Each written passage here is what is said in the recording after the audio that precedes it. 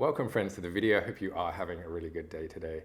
And in this video, I'm going to talk about why you are obsessing over your symptoms and what you can actually do about it. Instead, some more useful things which are going to be helpful to you. And if you are new to the channel, then welcome. My name is Dan and I help people overcome their DPDR using coaching. And if you do want to get in touch, then the links are down below in the description and also in a pinned comment. And if you are a subscriber, then welcome back. People will often mention the fact that they are obsessing over their symptoms, whether that's in a comment or whether that's I'm doing one-on-one coaching with them. And usually it'll go something like this. You know, like I wake up and the first thing I do is check in to see if they're there. And throughout the day, I just can't stop thinking about it. They're so annoying, it's so frustrating, I just don't know what to do.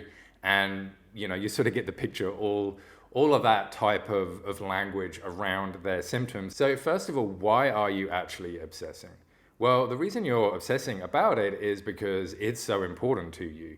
You know, it's so important to discover perhaps why this has happened, how long is it going to take to actually recover, and how do you actually recover? And it's really bringing up a lot of emotional stuff for you, such as, oh, am I ever going to be the person that I used to be?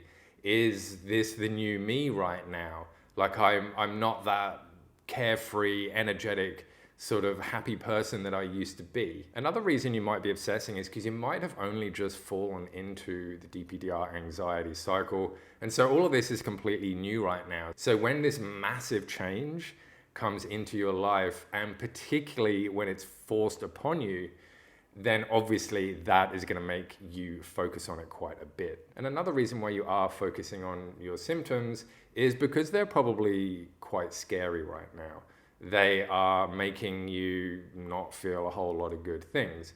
And the thing is that when you're scared about something or worried about something, then you will focus on it because it's natural for us to find problems that we then want to go on to fix. Your mind is constantly looking for the threat which is there because you want to get rid of the threat and you want to feel safe again. So that is another reason why you are going to focus so heavily on your symptoms. And this is where things can get a little bit challenging, because how do you not focus on something that is so much of part of your life right now, and it's so, you know, overwhelming right now? How do you not focus on that?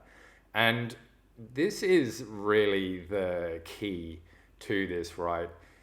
And I sort of said it just then. It's not about what do you not focus on, it's about what do you focus on. So we're not trying to get you to not focus on this stuff, we're just trying to get you to focus on other stuff which is actually going to be more helpful. In order to not focus on something, you first have to think about that thing in order to know that you shouldn't focus on it.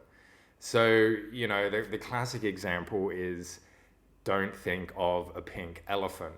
And it's not that a pink elephant or something like that might pop up in your mind just out of nowhere, out of the blue.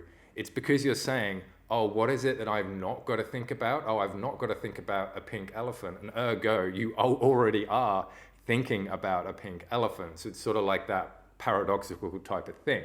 So that's why saying don't think about something or not to do this isn't really that useful, because you have to think about it in order to not do it. So with that being said, an amazing thing and quite a powerful thing that you can do, instead of trying to not focus on your symptoms, you can try and focus on something else. And the thing that you can focus on is the reaction to your symptoms. So right now, your reaction to your symptoms is to think about them. But what you want to do is you want to start to take a little bit control back of your mind. You know, if you let your mind run wild, then it's going to run wild and catastrophize and think the worst and all this stuff, which is being fed and magnified by anxiety. And it's just going to go and go and go and go and go. And, you know, before you know it, a whole lot of time has passed and not a lot has changed. Right now, you have a choice to make.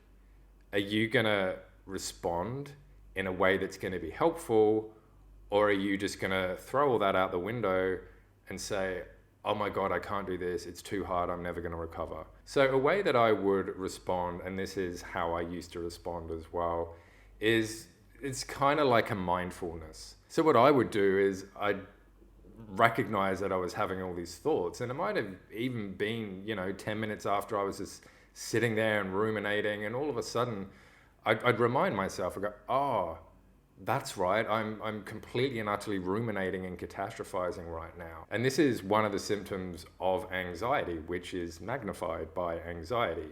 So I'd sit there and go, oh wow, I've been totally letting my thoughts run wild right now. It's okay, it's just a symptom of anxiety. It can't hurt me, it's just my body doing its thing, and I'm gonna let it do its thing for as long as it likes, and I'm just gonna get on with the rest of my day. And that really is the key to recovery, or one of the pieces of the puzzle is to just get on with life. And so I want you to think about what symptoms that you have that you focus on, and instead of reacting to them, what's a more controlled, measured way to respond to those symptoms. And then slowly over time, when you start to respond in this way, you're not going to be focusing on the symptoms anymore.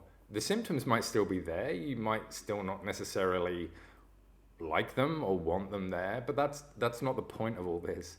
The point of all this is to get your mind focused on where it counts, on where it matters. Once you start to practice getting into that frame of mind rather than the other side, then that is going to do wonders for you. And so my friends, I do hope you got a lot of useful information from this video. And if you do have any questions or comments about anything that I've said, then please leave them down below and I will get back to you. And until next time, I'll see you all in the next video.